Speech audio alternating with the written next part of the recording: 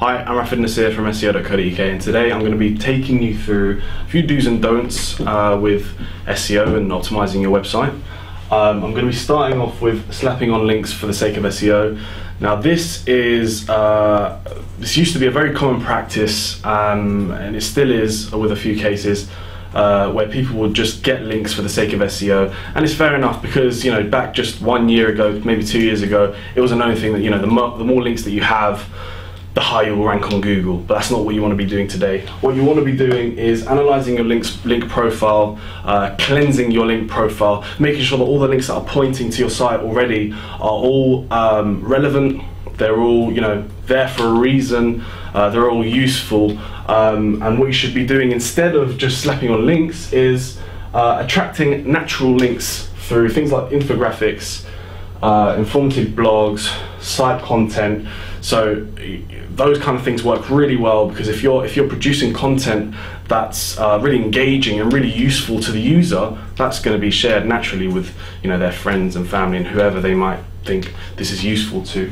Next point I want to go through is optimizing a limited number of pages on a website. Now this is still very, very common, and it's when people kind of just focus on the money-making pages on the website. So when they focus on, you know, the home page, a few product pages, maybe some category pages, and they just optimize them and neglect the rest of the site. That's not what you want to be doing. What you want to be doing is looking at the bigger picture, you know, the whole website.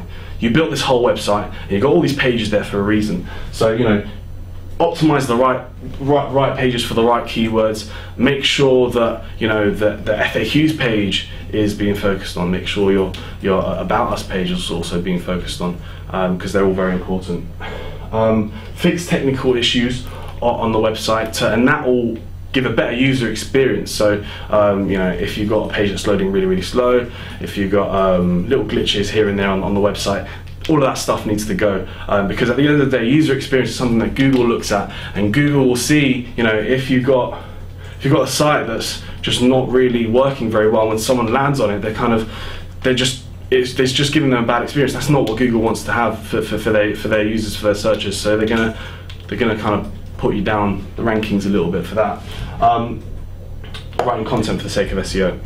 Now, I guess this is less common now because more people are aware, but some people still do this, and they kind of stuff keywords into content on their pages, where they can, you know, they're money-making keywords, and that's not what you want to do. That's a very, very obvious sign. It's a red flag for Google that, yeah, these guys are just optimizing their website for this, and it's very unnatural. I'm going to rank them down. What you really want to be doing is writing content that's actually appealing and useful for the user.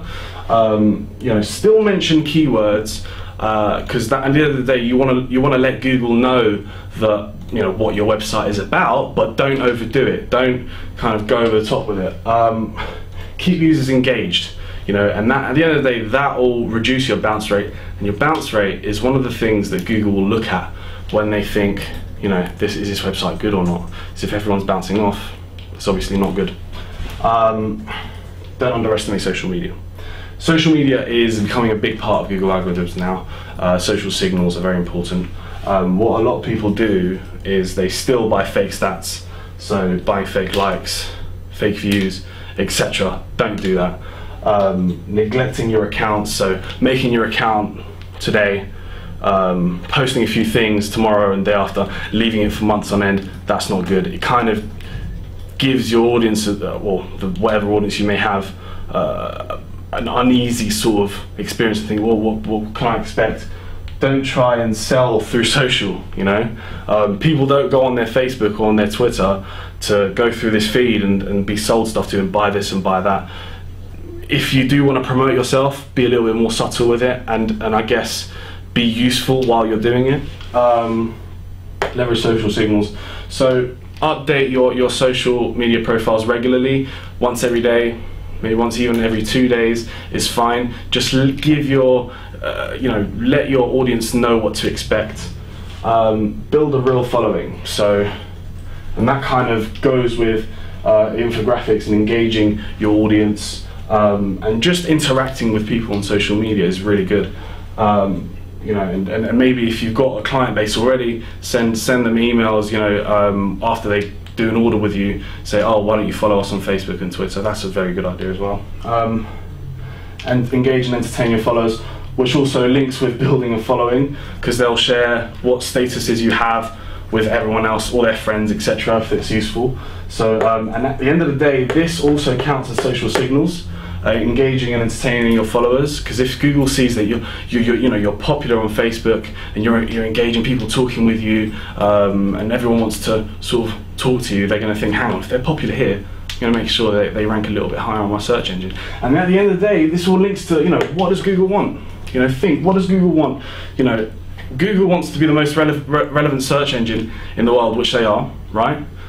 They want to give their users the best experience, so if they're searching for them, they want something, they want to find the right thing. So, you know, make sure you optimize your site accordingly. I'm Rafid Nasir from SEO.co.uk, and thanks for tuning in.